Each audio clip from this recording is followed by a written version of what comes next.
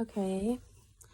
Um, in order to build relationships with students that have different backgrounds from you as a teacher, basically the best thing in my opinion to do, you don't really have to. I mean, obviously, if you didn't come up the same way that they did, you won't relate to them necessarily. But there are ways to find similarities within your own culture. Find similarities between both of you all's culture. And also just by showing that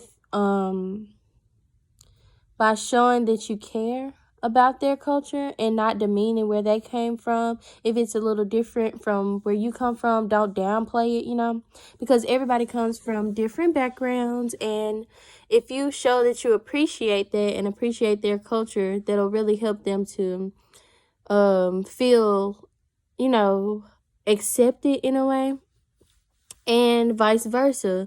So they can really create a good relationship between the student and the teacher when you show interest in their culture and their upbringing. How to get students to interact that have different backgrounds. That goes back to the previous lesson that we talked about. The necessity for teaching culture in schools. If you make other students aware of different cultures and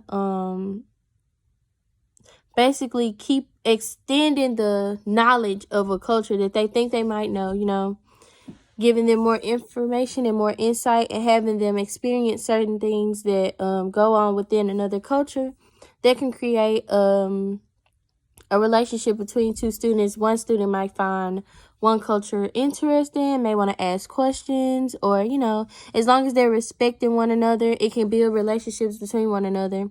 And how to maintain those relationships throughout the year. Basically, not just, embracing other people's cultures just one time of the year, like you may have culture day or something like that. Just keep that going, throughout the entire year, and make note of every student's culture and their beliefs and stuff, and kind of incorporate that into the lessons. Like you may choose one culture one day, another culture the next day, something to relate to their culture in every lesson. And that's one way to keep it alive, for one, and for two, it's one way to make the other students aware, and that's one good way to maintain it throughout the year. And it's a good way to maintain relationships between you and your students and the students and the other students.